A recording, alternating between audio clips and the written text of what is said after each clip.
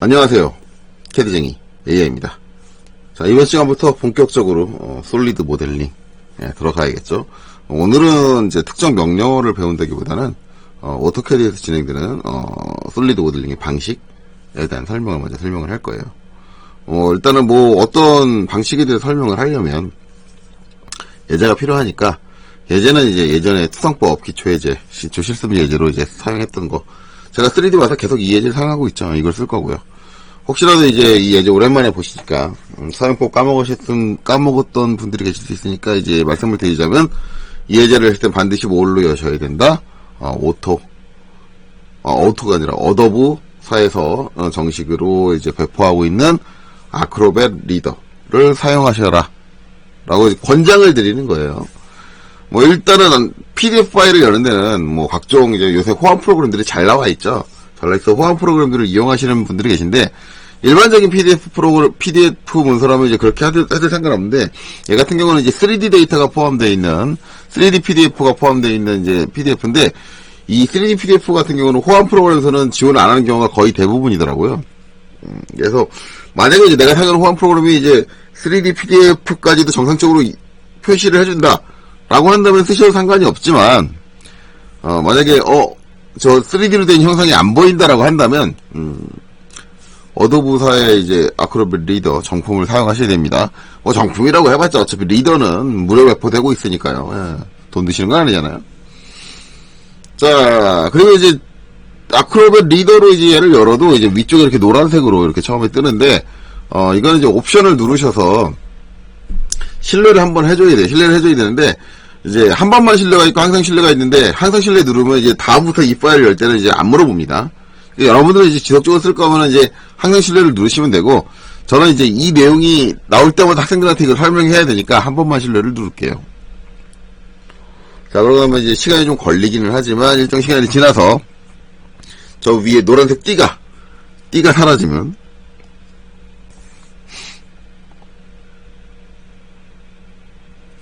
문서를 사용할 준비가 됐죠. 그러면 이제 화면의 가운데다가 그냥 마우스를 갖다 대고 딱 클릭을 하면은 갑자기 이렇게 3D 형태가 나옵니다.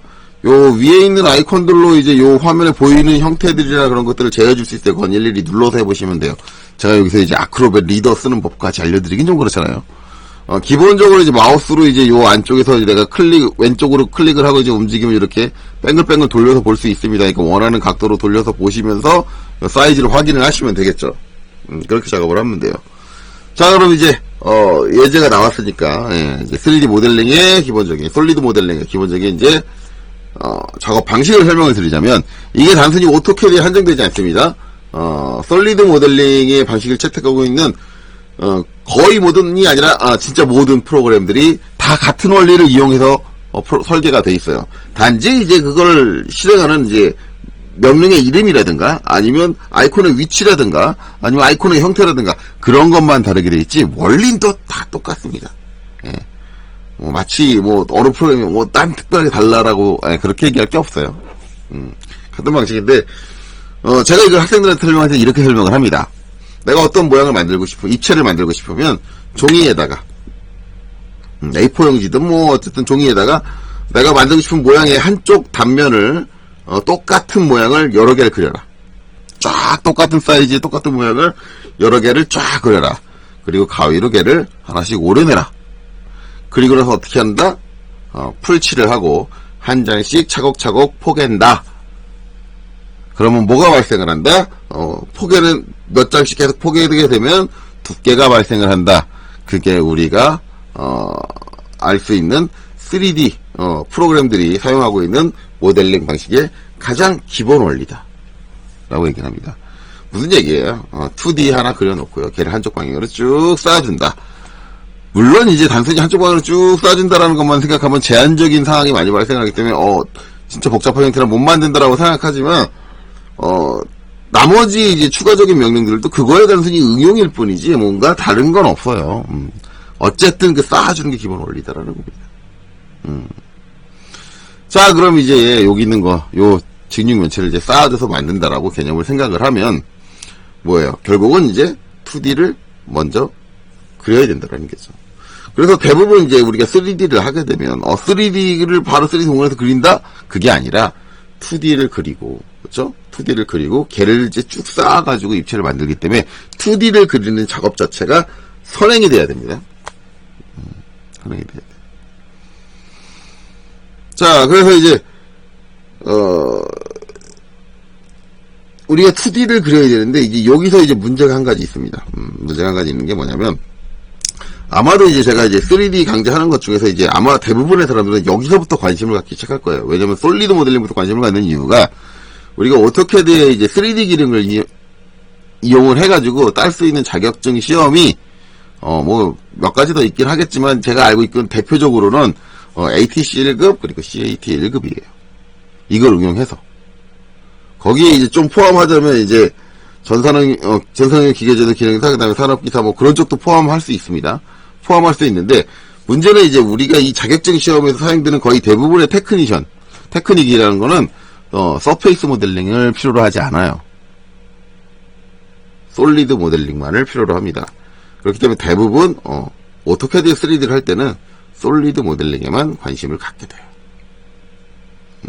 솔리드 모델링이 나오는 순간 그 자격증 시험에 대한 내용들이 나오기 시작을 할 테니까 아마 여기서부터 관심을 갖겠죠.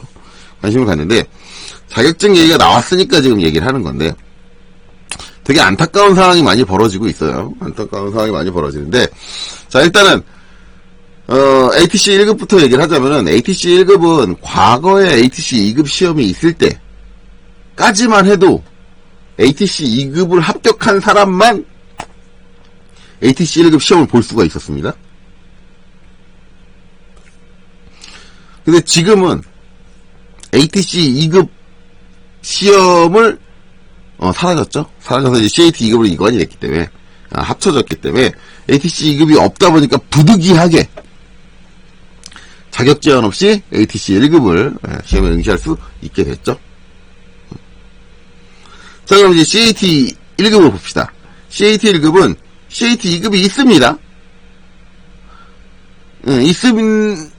있기는 한데, CAT 2급 합격 여부와 상관없이 그냥 CAT 1급 시험을 볼 수 있어요. 자격 제한이 없어요. 그럼 이제 여기서 대부분의 사람들이 하는 게, 아니 그게 뭔데 자꾸 그런 얘기를 하느냐라고 저한테 얘기할지 모르겠는데, 대부분 사람들 생각할 때 그럴 겁니다. 나는 3D 능력만 필요해? CAT 2급은 필요 없어?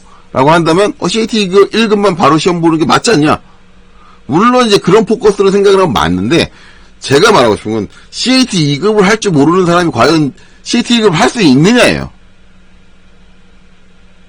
2D하고 3D하고 완전히 다른 영역이잖아요 라고 얘기를 하면 할 말은 없겠는데, 2D하고 3D하고는 다른 영역이긴 하지만, 방금 제가 3D 모델링의 원리를 알려드렸죠. 뭘 먼저 그래요? 2D를 먼저 그래요. 그리고 나서 걔를 가지고 쌓아줘서 3D를 만들어요. 뭐예요? 3D에는 2D 작업이 포함됩니다.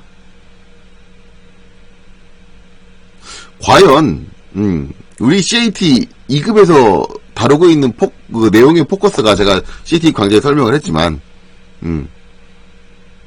2D 도면을 보고 걔를 머릿속에 3D를 그릴 수 있느냐.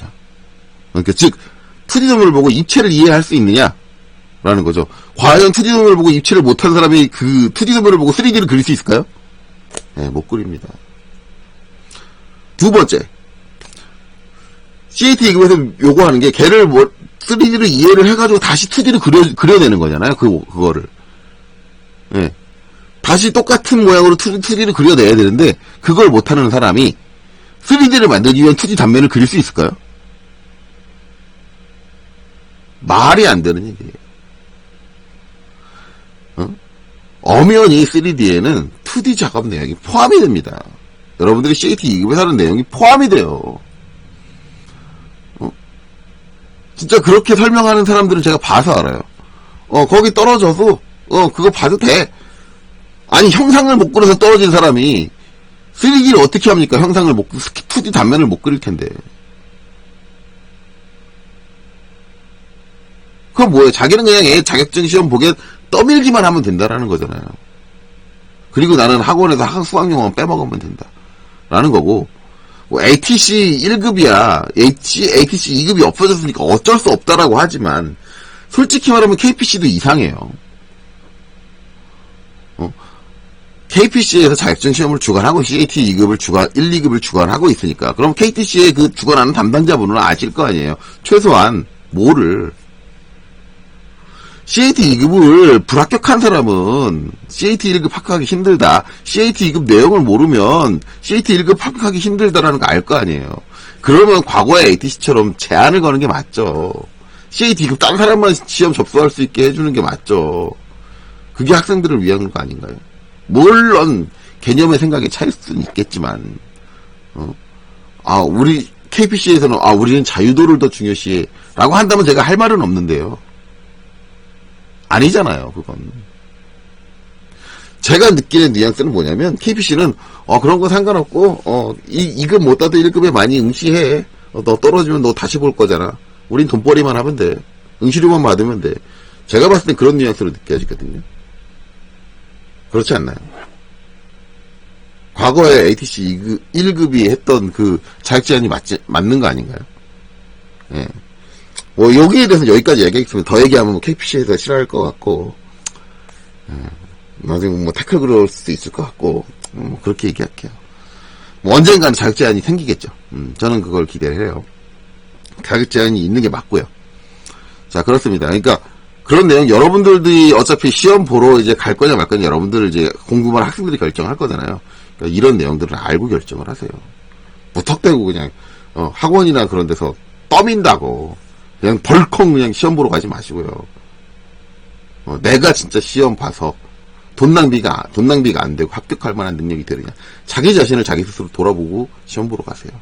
괜히 밑밥 던지는 애들한테 그냥 홀라당 넘어가지 마시고. 저는 그런 사람들 많이 봐가지고요. 어쨌든 그렇습니다.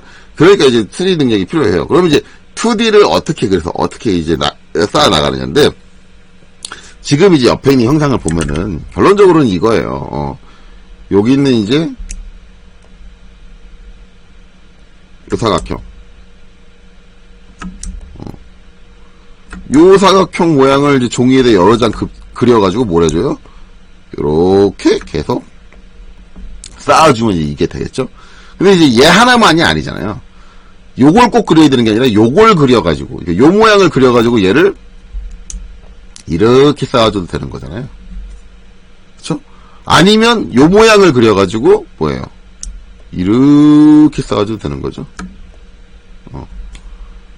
그래서 방식이 여러 가지가 나오고 여러 가지가 나오는데, 자 이제 그대로 한번 해봅시다. 그게 이제 한쪽으로 쌓아준다는 게 어떤 건지 보죠. 자 일단 입체를 표현할 수 있는 3D 공간으로 바꿔야 되니까 톱뷰에서 이제 여기 우측 하단의 모서리를 딱 눌러가지고 등각뷰로 전환을 할게요. 이제 앞에서 이건 얘기가 나왔지만 이게 이제 뭐예요? V포인트 값으로 하면 이제 1,-1,이죠. 이 상태로 돌려놓고 이 기본 등각뷰예요. 여기서 보이는 게 정면도, 여기서 보이는 게 우측면도, 여기서 평면도 이렇게 되는 건데, 자 화면 좀 축소를 하고, 자 여기다 이제 그릴게요. 저는 일단 이제 여기를 그릴 거예요. 여기서 보이는 요 모양을 그릴 거예요. 요 모양을 그리는 게, 그걸 그리는 이유가 이제 편해요, 그게. 왜냐면 이제 기본적으로 오토캐드가 갖고 있는 명령들은 2D 기반이잖아요. 그러면 X축, Y축을 기반으로 그려지는 게 편해요. 그래서 보면은 지금 이게 X축이 어떻게 돼요? 이게 X축이잖아요. 이게 X축. 그럼 이게 무슨 축이에요? 이게 Y축. 그럼 X축, Y축에서 그리면 이제 요 사각형을 그리는 게 가장 편하다라는 거죠. 이건 Z축 써야 되고, 얘는 Y축, Z축 써야 되니까. Z축을 쓰게 되면 이제 불편해지는 거죠. 그리는 게. 그래서 이제 편하게 그리려면 이제 X축을 사용하는 게 좋다. 그래서 여기서 이제 뭐예요? REC. 사각형 그릴 거니까. 하고 한 점을 딱 찍고.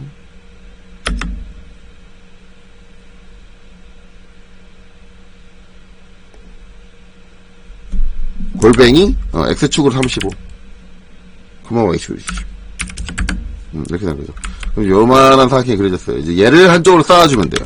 뭐 이 쌓아주는 명령 나중에 배울 거니까 지금 제가 명령어 설명 안 하고 넘어간다고 해서 화내지는 마세요. 그래서 이제 위쪽으로 쌓아줄 거냐, 이제 아래쪽으로 쌓아줄 거냐, 뭐 결정해가지고 그냥 쌓아주시면 입체가 이렇게 완성이 되죠. 저게 무슨 입체냐인데, 이제 우리 이제 비주얼 스타일 바꿔보면 알겠죠? 비주얼 스타일에서 컨셉으로 딱 바꿔보면 이제 단방에, 우리가 이제 서페이스 모델링 할 때는 막 이면도 만들고 저면도 만들고 다 조합해가지고 뭐 이거를 뭐 서페이스로 다시 바꿔주고 스컬프트 작업을 해가지고 다시 솔리드 전환하는 거 없이 그냥 한 방에 솔리드로 이렇게 만들어진다. 라는 거잖아. 만들어진다라는 건데, 차이점은 제가 지금 요면을 했는데 꼭 요면을 그려야 되는 거냐? 아니죠. 요면을 그리지 않아도 되는 거죠. 자, 다시 VS. 자, 이번엔 2D 와이어프레임 형태로 다시 돌려주고요. 화면 좀 전환을 하고요. 자, 요번에 이제 라인 해가지고 이제 선으로, 이렇게 해서 여기까지. 자, 그리고 위쪽으로, Z축으로. 이렇게, 그 다음에 이제 이렇게 해준 다음에 얘를 가지고,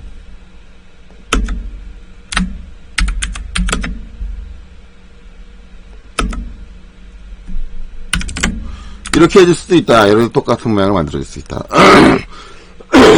그럼 이제 이것만 가능하냐? 그건 또 아니죠.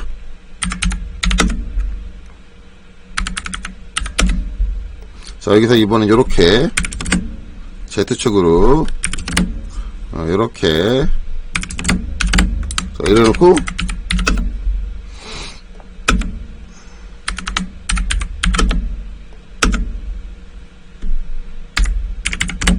이렇게다. 자, 세 가지 방법을 했어요. 그러면 여기서 이제 세 가지 방법이 딱 나오면 대부분 묻는 얘기가 이거죠? 선생님, 뭐가 맞아요? 뭐가 맞긴 뭘 뭐가 맞아요? 다 맞지. 일단은 뭐 단면을 하나 그리고, 그 다음에 한쪽으로 쌓아주는 작업을 한 번 하고, 작업 순서도 똑같고, 작업 방법도 똑같고, 다 똑같은데 뭐만 틀려요? 2D를 그린 방향만 다르다. 뭐가 더 불편해 보이고, 뭐가 더 쉬워 보이고, 그렇게 보이는 게 전혀 없죠. 그냥 똑같은 거예요. 똑같은 건데, 그리는 사람의 생각, 기준에 따라서, 뭐가 더 나아라는 거는 이제 달라지는 거죠. 그래서 거의 대부분 3D를 작업하는 사람마다 똑같은 영상을 그리더라도 다 다르게 작업해요. 결론적으로는 최종적으로 만들어진 이제 우리 목표되는 형태가 맞는 형태다라고 한다면, 어떤 방식으로 그랬든 기본적으로 문제가 되지 않는다. 하는 거죠. 단면을 어디서부터 그리냐에 따라 작업이 쉬워지고 어려워지고는 존재를 합니다. 간혹가다. 지금은 존재 안 해요. 지금은 다 똑같아요. 지금 똑같은데 형상에 따라서 달라져요.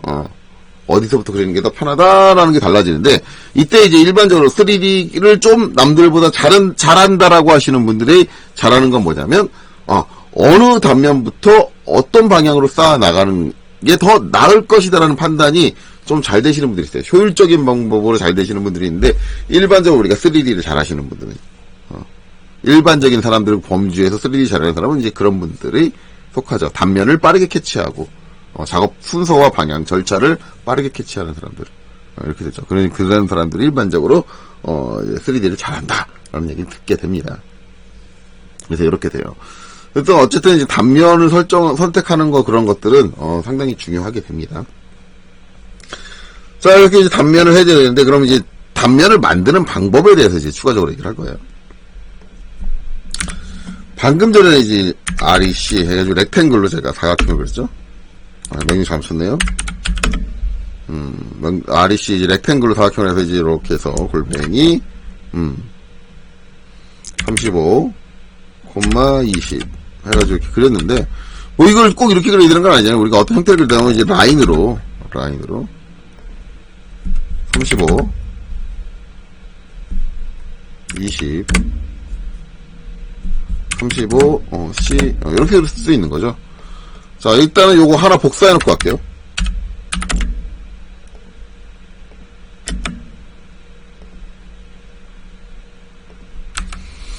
자, 그러면 이제 얘하고 둘 다 이제 한번 해봅시다.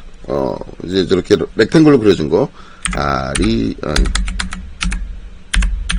렉탱글로 그려준 거랑 그 다음에 옆에 얘는 이제 따로따로 선택해 줘야겠죠. 이렇게 하나씩 잡아서 올려주면, 두 개가 생긴 게 다르죠. 얘는 당연히 솔리드일 테고, 얘는 딱 보면 뭐예요? 앞에서 많이 봤었죠. 서페이스입니다. 자, 비주얼 스타일 VS를 컨셉으로 바꿀게요. 그리고 화면을 좀 돌려보면 이제 이렇게 되죠. 속이 뻥 뚫려 있죠. 그리고 이제 두께를 갖지도 않고요. 그 다음에 위아래조차도 뻥 뚫려 있어요. 속만 비어 있는 게 아니라. 자, 그래서 제가 이제 서페이스 쪽 이제 마지막에 설명을 할 때, 서페이스에 제가 메쉬 계열 이제 명령들만 설명을 하고, 그 다음에, 서페이스 명령을 설명하지 않겠습니다. 바로 솔리드로 넘어가겠습니다. 라고 했잖아요. 그 이유를 제가 설명드린 게 솔리드에 사용되는 명령과 서페이스에 사용되는 명령이 같은 명령입니다. 라고 했어요. 두 개의 같은 명령으로 한꺼번에 했어요. 근데 처음에 선택된 형태가 어떤 형태이냐에 따라서 얘가 솔리드로 형성될 거냐, 그 다음에 서페이스로 형성될 거냐가 달라진다라는 거죠. 그렇게 돼요. 자, 그래서 우리가 이제 솔리드로 어떤 형태를 만들려면 단면을 만들 때, 어떤 형태를 만들 때, 2D를 만들 때 어떤 규칙을 지켜줘서 만들어줘야 되느냐, 이제 그거를 확인할 필요가 있어지는 거죠. 자, 그래서 이걸 해볼게요. 자, 일단은 우리가 이제 어떤 솔리드를 만들 때는 닫혀있는 형태를 만들어줘요. 닫혀있는 형태. 이걸 이제 3D 전용 프로그램들에서는 뭐라고 얘기하냐면 프로파일이라고 해요. 프로파일을 생성한다라고 하는데, 일단 닫힌 페다각형 또는 패곡선을 형성을 하셔야 됩니다. 자, 그러면 닫혀있다라는 개념이 뭐냐? 닫혀있다는 거에 반대는 이제 열려있다인데,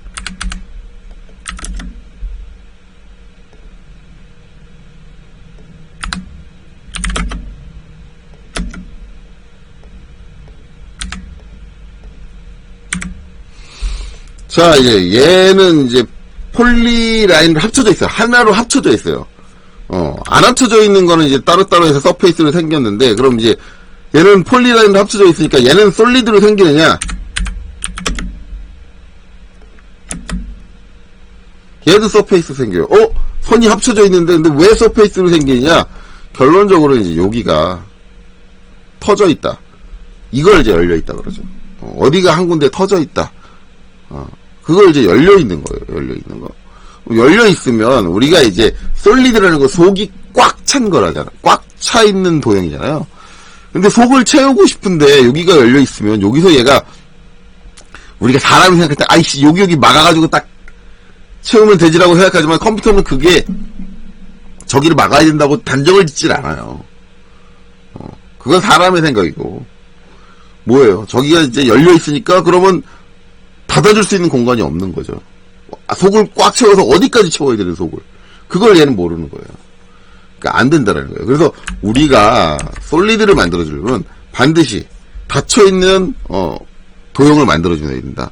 닫혀있다는 건 뭐냐? 안쪽 내부에서, 한 점에서, 내부에서 바깥으로 나가려고 그러는데, 어디로도 나갈 수 있는 틈이 존재하지 않는 것. 간단하게 생각하면 여러분들 해치다 보시잖아요, 해치. 해치가 들어갈 수 있는 공간. 터져 있으면 해치가 못 들어가잖아요. 새어 나오잖아요, 해치가. 해치 무늬가.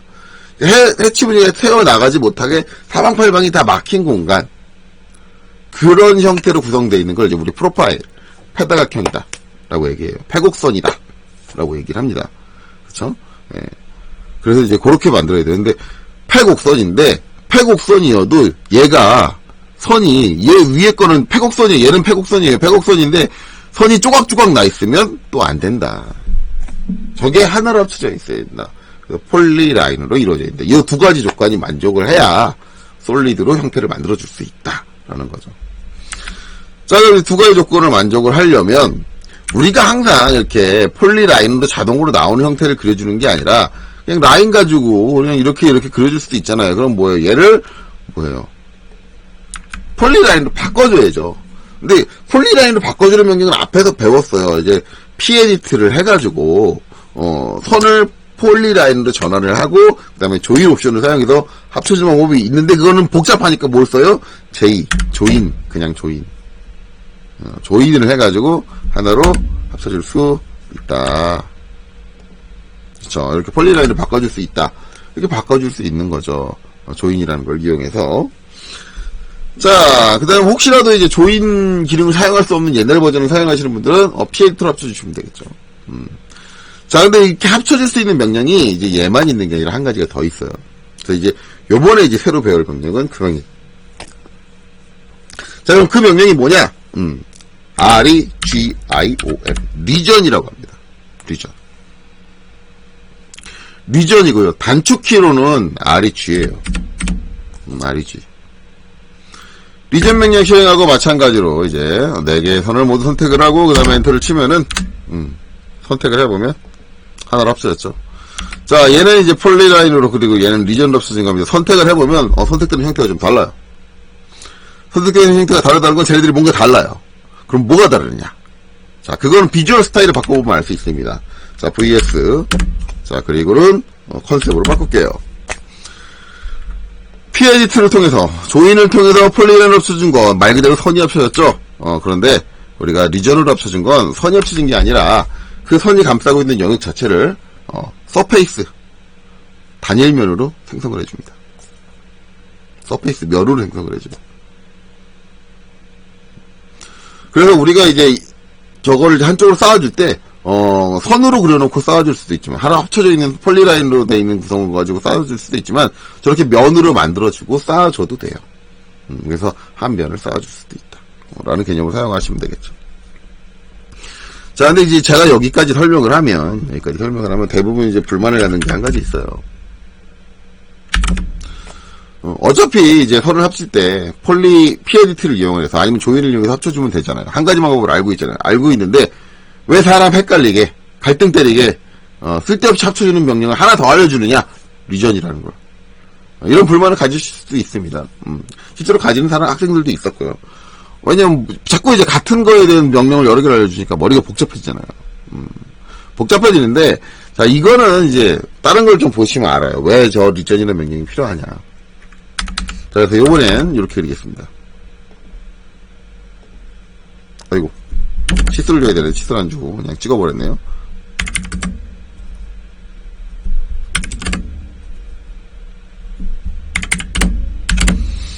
자, 이렇게 Z축을 이용해서 그랬죠? 자, 얘도 이제 좀 복사를 할게요.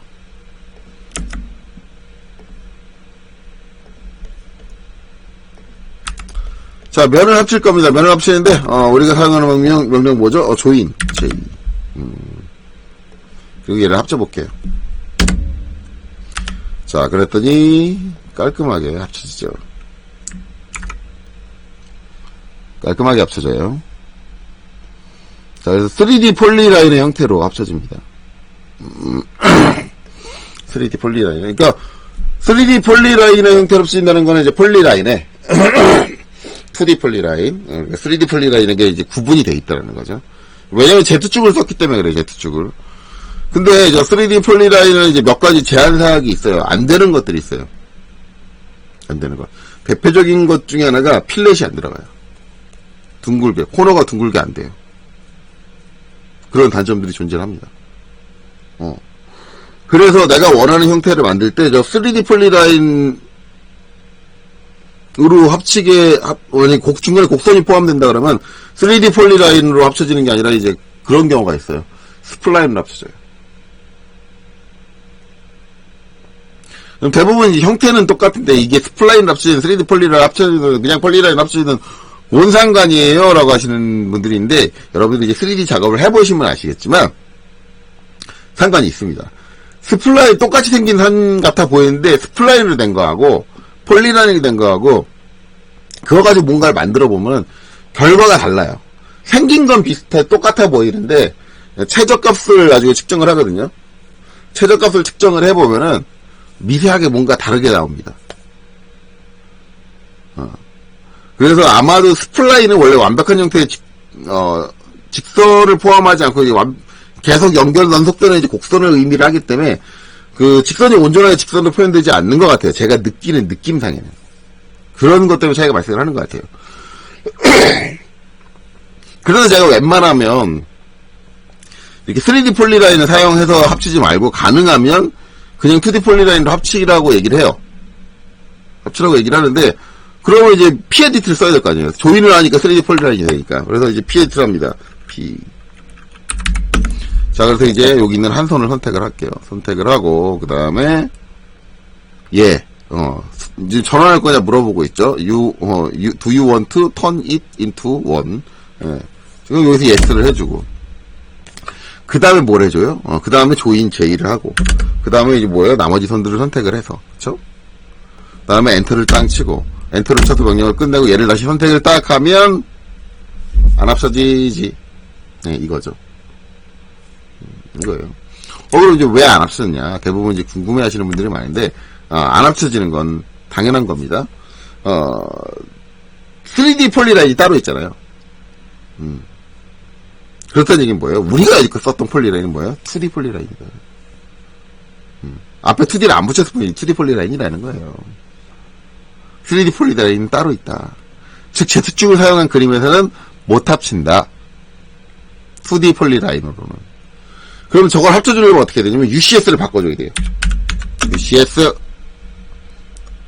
원점 X축 Y축 우후후. 자, 이렇게 바꿔주고 PE 선택하고, 자, 전환하기 원했습니까? yes. 그 다음에 제2 옵션을 입력을 하고 나머지 선들을 선택을 하면, 그리고 엔터를 땅 치고 빠져나오면 폴리라인으로 합쳐진다 라는 거잖아요. 그리고 UCS는 다시 원래대로 돌려야겠죠? 불편하잖아요. 그쵸? 그런데 리젠은 알이지? 그냥 이 상태에서 UCS의 영향을 받지 않고 얼마든지 합쳐준다.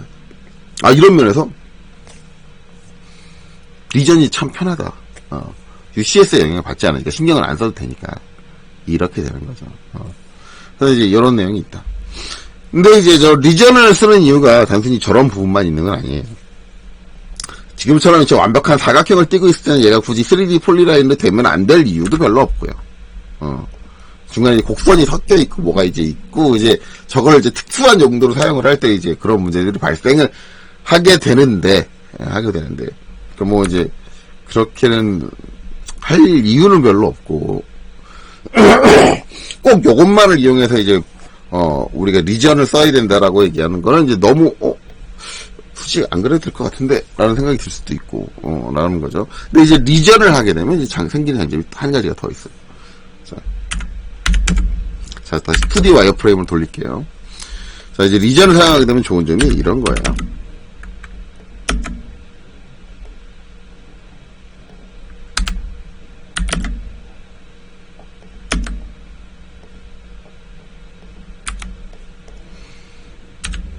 자, 여기다 하나 복사해 놓을게요. 밑에 이제 차이점을 보여야 되니까.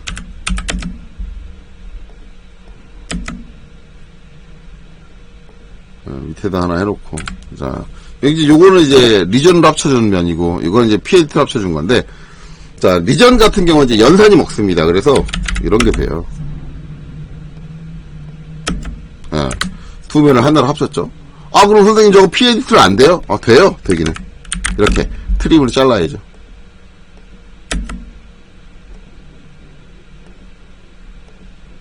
돼요. 되는데 뭐가 문제예요?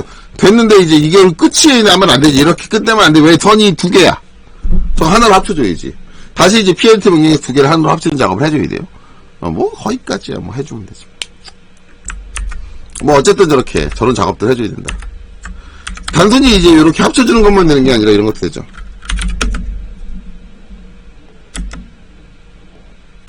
이렇게 빼주는 작업. 또는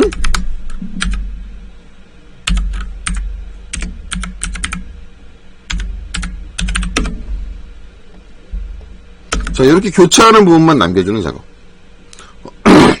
근데 이제 그런 것들은 생각을 해보면 다 밑에 것들도 트림으로 잘라가지고 처리하면 다 돼요. 밑에 것도 안 될, PLT로 만들어준 것도 안 될 건 없어. 마지막에 이제 한 스텝이 추가가 될 뿐이죠. 이걸 다 하나의 폴리라인으로 엮어주는 한 스텝이 추가가 된다라는 것 뿐이에요. 뭐, 그것까지는 이해하겠는데, 이런 건 안 돼요.